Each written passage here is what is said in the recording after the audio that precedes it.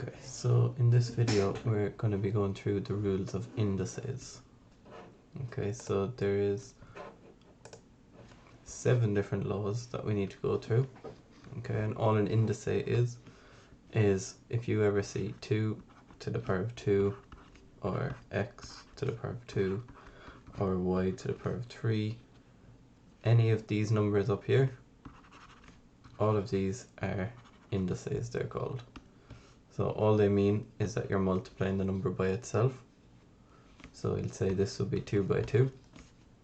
This would be x times x, and this would be y times y times y, because it's 3. Okay, so that's all an indice is. And then these are some rules that we can use when we're given indices to just make things a little bit easier for ourselves. Okay, so the very first one is the multiplication rule. So this is number 1, and it's the multiplication rule. Okay, so if we are multiplying together indices, so let's say for example I have 2 to the power of 3 multiplied by 2 to the power of 3. Obviously, one of the ways I can do that is multiply this out and then multiply this out. So I'd have 2 times 2 times 2, that'll be all in brackets, multiplied by 2 times 2 times 2. Okay, and then that's a very convoluted way of finding your answer really. So 2 times 2 times 2 would be 8, multiplied by 8 again, we'd get an answer of 64. Okay, it's a very long-winded way of doing it. The rule that we can use is we can add the indices. Okay, so for this we can do 2 to the power of 3 times 2 to the power of 3, and all that equals is 2 to the power of 3 plus 3, which equals 2 to the power of 6. Okay, and then obviously 2 to the power of 6 equals 64. Okay, if you put it into your calculator, that's the answer that you'll get.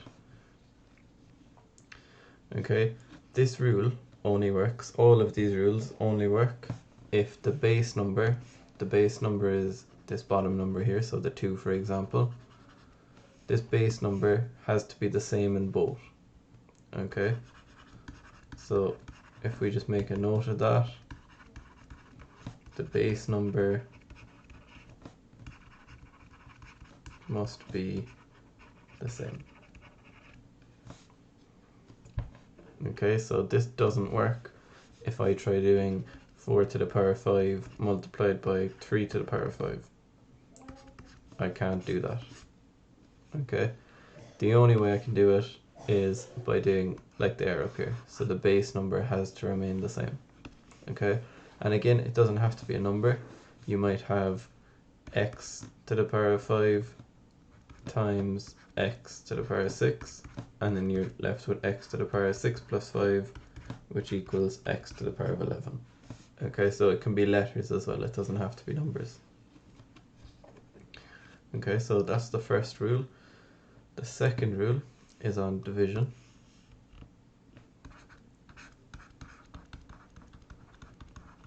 Okay, so again, the division one, it's very similar to the multiplying one. So if I'm told to divide maybe 4 to the power of 5 divided by 4 to the power of 3. Okay, again, the long way of doing this out would be multiply 4 times 4 times 4 times 4 times 4, that's 5 of those, divide that by 4 times 4 times 4, and then what you can do is you can cancel stuff out. The only reason you can cancel stuff out is because everything is multiplying. Okay, so I can cancel this with this, this with this, and this with this. So then I'm left with 4 times 4, which is going to be 4 squared, which is going to be 16. Okay, so that's the long-winded way of doing it. Then the rule is we can subtract the indices.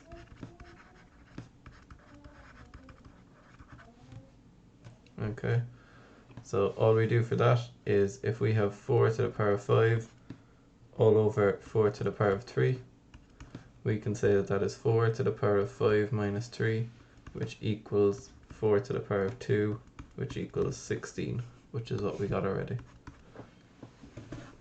Okay, and again the same rule applies with this as we had up here. Okay, the base numbers must be the same, or letters, they have to be the same on the bottom, or else you can't use these rules.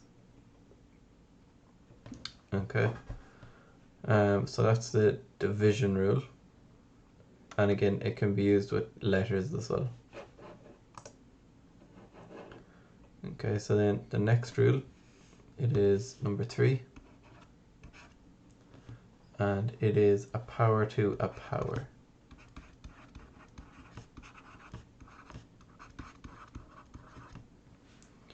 Okay, and how this one works is if we have, for example, if we're given 3 to the power of 6 and all of that is to the power of 2, okay, obviously the long-winded way of doing that would be writing out 3 times 3 times 3 times 3 times 3 times 3 and then squaring all of that when you find the answer. Okay, what we can do for this is we can just do a rule, and all you do is you multiply the powers.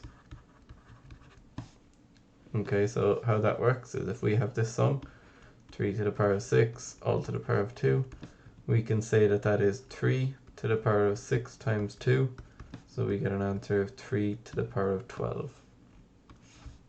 Okay, and then that is your answer. You can do it out in your calculator then if you want and get what the actual answer is. It's going to be a big number.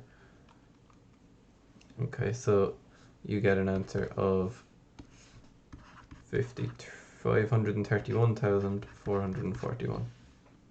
Okay, so same thing with these. Obviously there's only going to be one base number, so you don't really need to worry about that rule too much, but the important thing is that you're able to do it with letters as well. So if I have x to the power of 2 and it's all to the power of 3, you should know then that when you see that, all you have to do is x to the power of 2 times 3, and then that gives you x to the power of 6. Okay, so that's all you have to do really. So then the next rule, so this one then is to the power of 0. Okay, so rule number 4, the power of 0. Okay, so the way this rule works is if we have something to the power of 0, you can test it in your calculator with any number you want. If I put in 2 to the power of 0, I'll get 1. If I put in 100 to the power of 0, I'll get 1. If I put in 1,000,000 to the power of 0, I'll still get 1. Okay, so anything to the power of 0 is always going to be 1. Okay, so that's your rule for that.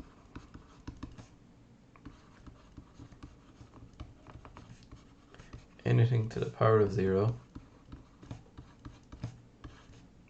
Okay, and I'm going to put this in capitals, so including letters is 1. Okay, so even if I have x to the power of 0, that's 1. Y to the power of 0, that's 1. H to the power of 0, they're all 1. Okay, so that's all you have to remember for that one. The next one is about negatives. Okay, so if I just scroll down here a little bit. So if I do number 5, and it is about negative indices. Just scroll up there a little. Okay, so this one is about negative indices. So for this one, the example would be if I had 2 to the power of minus 3. Okay. All we do is we flip it upside down and we change the indice to a plus. So it's just going to equal 1 all over 2 to the power of 3. Okay, so the way that we write that rule is we kind of write it as a formula. So it would be a to the power of minus n equals 1 all over a to the power of n. Okay, and then that's the example of it here. Obviously that rule can work the other way around as well. So if I have 1 all over 8 to the power of minus 2, well, I can flip that upside down and I can say it equals 8 squared. Okay, and again, same thing with letters. If it's x to the power of minus 3, that's going to equal 1 all over x cubed. Okay, so all these rules, they work the exact same for letters as what they do for numbers. Okay, and that's kind of an important thing to remember about them, because a lot of the time you're going to get them with letters. So then you need to be able to recognize that they're the same both ways. Okay, so number 6 then is about a product or a quotient. Okay, it's 6 is, yeah, okay, so 6 is a product or a quotient to a power. So it's kind of 2 rules in one. So it's 6 and 7. So 6 and 7.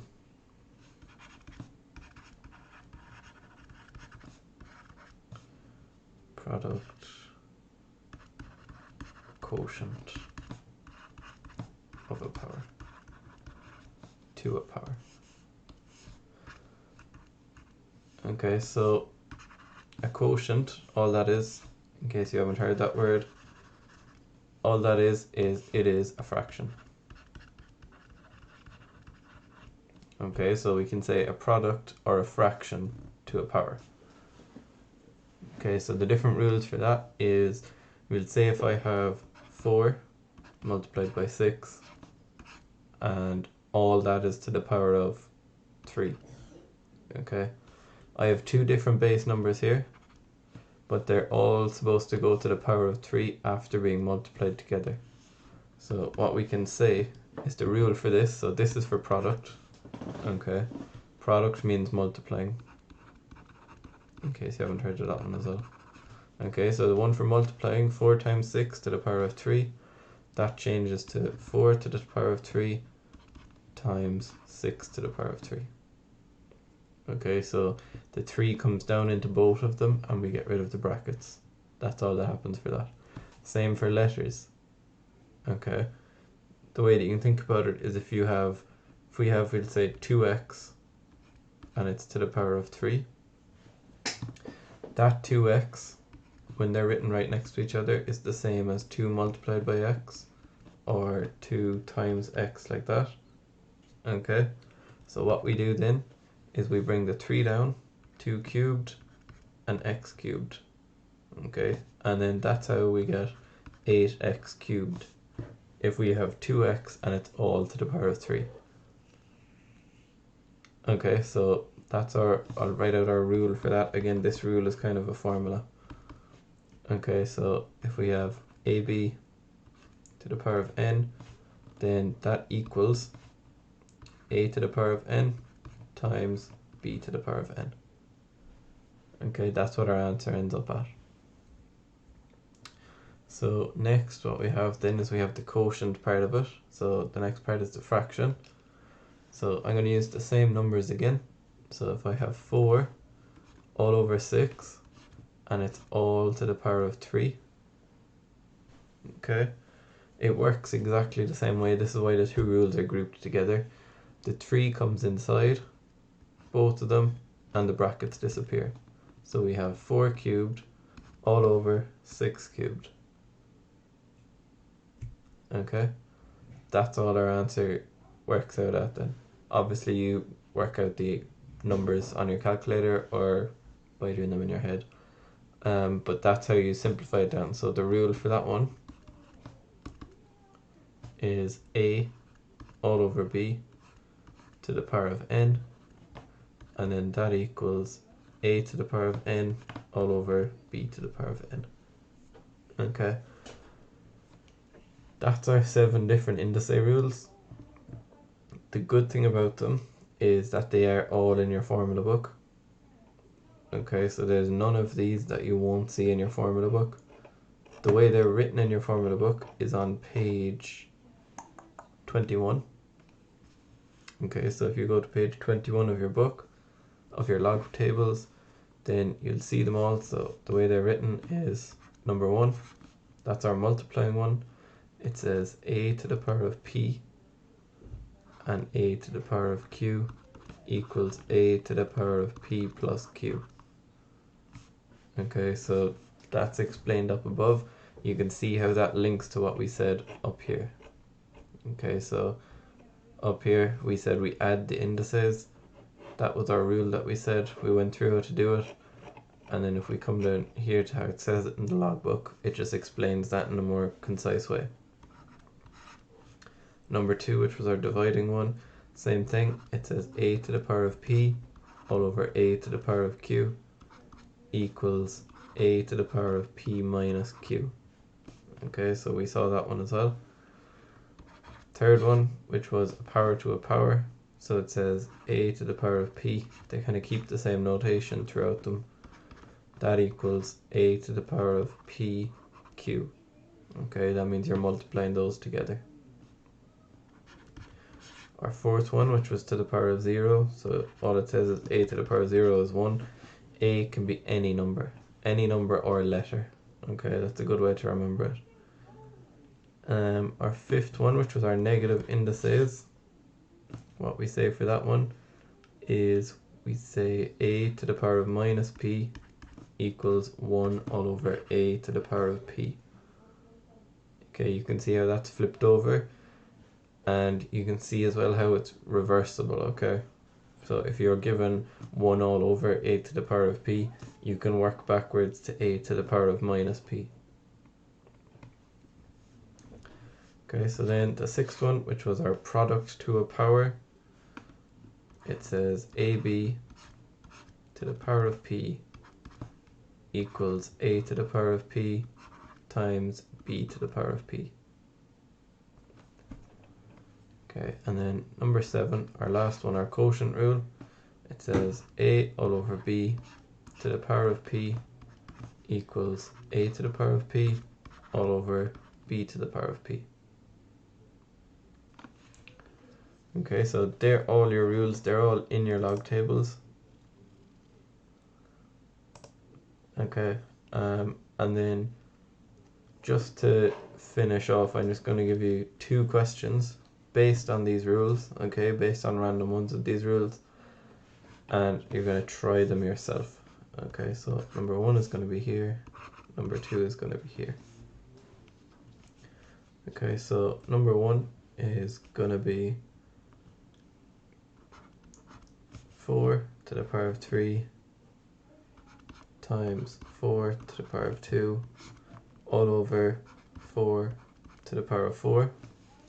And the second one is going to be x to the power of 2 all over x to the power of 1 times x to the power of 0, and that's all going to be to the power of 3.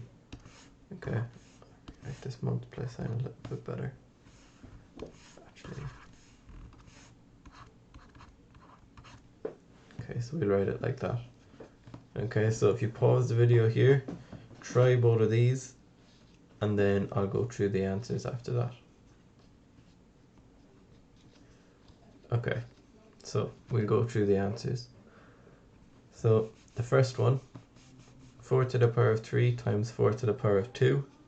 Okay, we know that for that part, we can add the indices. Okay, so that gives us 4 to the power of 3 plus 2, which equals 4 to the power of 5 all over 4 to the power of 4. Okay, so if you got that far, that's a good start.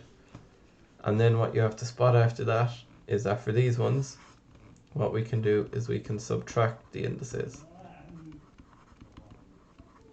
Okay, so then that gives us 4 to the power of 5 minus 4. We get an answer of 4 to the power of 1 which just equals 4. Okay, so 4 to the power 1 or 4 are the right answers for that one. And then for number 2, so this one's slightly harder. The first thing you have to do is down here. So what you want to do for these always is kind of work from the inside out. So we want to work from here. So in here, we want to turn that into 1. So we're going to add the indices. Okay. If you wanted to, you could just make x to the power 0 1. And then that would bring you on to having 1x to the power of 1. You can do it that way. Either way is fine. I'm just going to add them. So I have x to the power of 1 plus 0, which is still just x to the power of 1. So now that gives me x to the power of 2 all over x to the power of 1. And then that's all to the power of 3. So again here, I have two options. I can bring in the 3 now, or I can subtract the indices. So that's what I'm going to do next. So I'm going to subtract the indices. So I'm going to have x to the power of 2 minus 1. That gives me x to the power of 1 all to the power of 3. Okay, so then this is the last step. So if you can spot that, here we need to multiply the indices.